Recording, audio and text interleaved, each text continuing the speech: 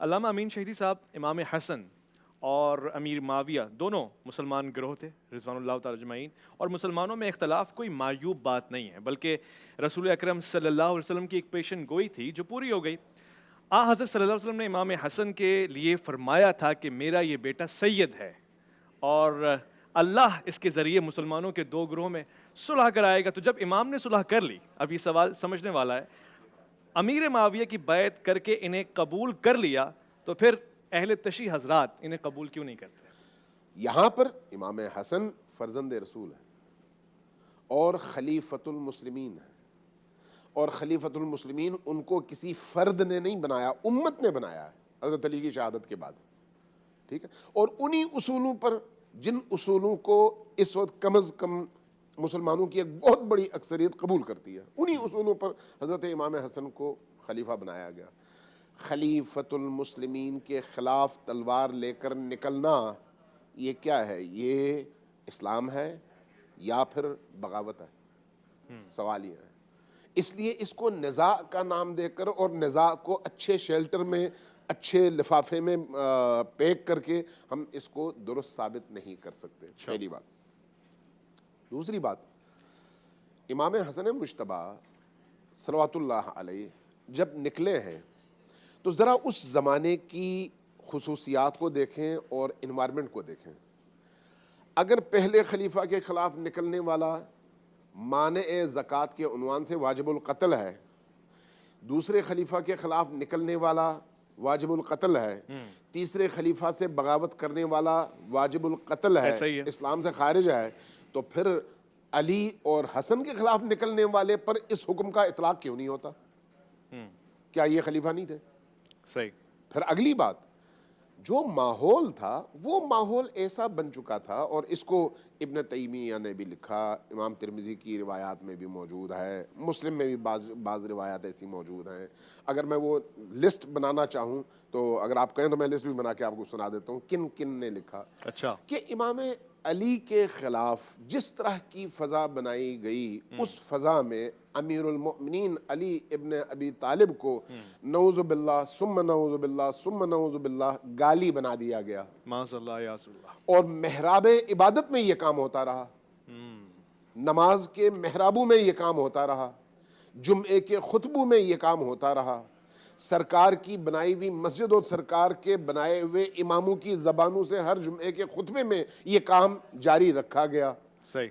امام حسن مجتبیٰ نے اگر صلح کی تو صلح اس موقع پر کی جب اس صلح کے بغیر اسلام کی بقا ممکن نہیں تھی اور اس کے علاوہ کوئی اور رستہ ممکن نہیں تھا۔ لیکن جب تک یہ صورتحال پیش نہیں آئی اس وقت تک امام حسن لڑتے رہے، اور جب صلح بھی کی تو اس وقت 12 یا 13 اس صلح کی شقیں بیان کی گئیں، بعض لوگوں نے 15 بیان کی۔ جی۔ ان شقوں میں ایک سب سے اہم ترین شق یہ ہے کہ آج کے بعد میں حکومت امیر شام کے حوالے کرتا ہوں، لیکن اس شرط پر کہ آج کے بعد کسی محراب، کسی ممبر اور کسی بھی خطیب کی زبان سے امیر المؤمنین علی ابن ابی طالب کی شان اقدس کے خلاف ہرزہ سرائی نہیں ہوگی۔ جی ایسا ہی ہے۔ ایک شق یہ تھی، ایک شق، اس کے علاوہ باقی شقوں کی بات نہیں کرتا، لیکن سوال یہ ہے کہ کیا مسلمان اپنے عہد کا پابند ہوتا ہے یا نہیں؟ جی اپنے معاہدے کا پابند ہوتا ہے یا نہیں؟ جی ہوتا تو ہے۔ کیا اس کے بعد صلح نامے کے بعد اس معاہدے پر عمل ہوا؟ ابن تیمیہ منہاج السنہ میں روایت نقل کرتے ہیں، کہتے ہیں کبھی بھی نہیں ہوا۔ اچھا، کبھی بھی نہیں ہوا۔ ممبروں سے جاری رہا۔ سنن ترمذی کی روایت میں پڑھ رہا تھا، کبھی بھی نہیں ہوا۔ ہمیشہ امیر المؤمنین کو گالیاں دی جاتی رہیں، جی یہاں تک کہ حج میں امیر شام آئے اور وہاں پر سعد ابن ابی وقاص سے ملاقات ہوئی تو انہوں نے پوچھا کہ میں نے سنا ہے کہ تم علی کو گالی نہیں دیتے، وجہ کیا ہے؟ کہا کہ میں اور علی کو گالی دوں؟ علی جس کی شان میں نے 3 چیزیں ایسی دیکھی ہیں کہ اگر ان تینوں میں سے کوئی ایک چیز مجھے نصیب ہوتی تو 100 سرخ اونٹوں سے اس چیز کی قیمت میرے لیے زیادہ تھی۔ اللہ اکبر، حق۔ وہ کون سی ہے؟ من کنت مولاہ فہذا علی مولاہ۔ جی اور یہ والی حدیث کہا کہ یہ حدیث علی کے بارے میں نازل ہوئی ہے، اس طرح کی کوئی حدیث کسی کے بارے میں نازل ہو تو اس سے زیادہ اس کے لیے مقام اور مرتبہ اور کیا ہو سکتا ہے. اسی طرح سے دو حدیثیں اور میں مختصر کرتا ہوں چونکہ ٹائم اتنا وہ نہیں ہوگا. اب جب اس انوائرمنٹ میں آپ دیکھتے ہیں تو ہم پابند ہیں اہل البیت علیہم الصلوۃ والسلام کے، ہم پابند ہیں ان اصولوں کے جو قرآن نے دیا ہے.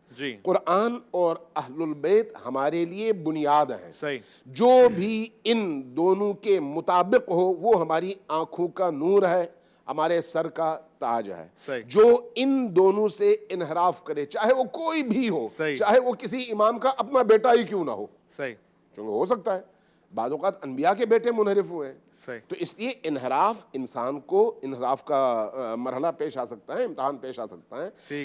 ہمارا معیار ہے اللہ کی کتاب، ہمارا معیار ہے رسول اللہ کی ذات، ہمارا معیار ہے ائمہ اہل البیت علیہم الصلوۃ والسلام جو ان کے ہیں اور ان کے ساتھ ہیں.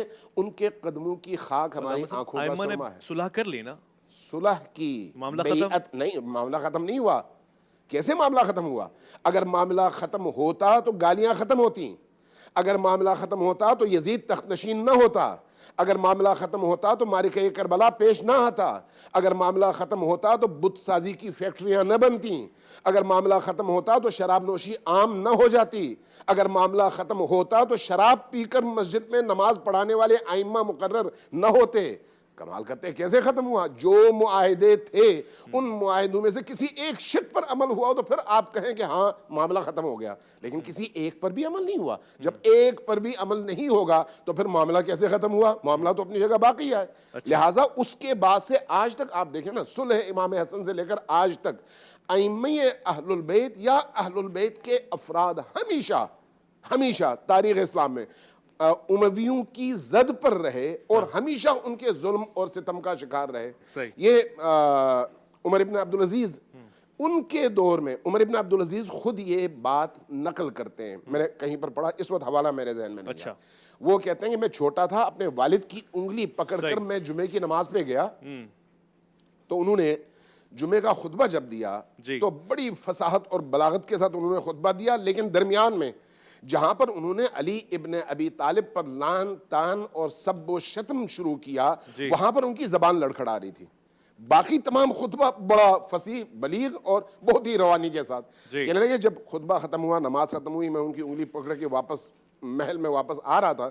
میں نے کہا ابا جان میں نے آج یہ بات محسوس کی ہے. کہا تم میرے بیٹے ہو، تم نے محسوس کی ہے، کسی اور نے یہ محسوس نہیں کی. کہا کہ وجہ کیا ہے؟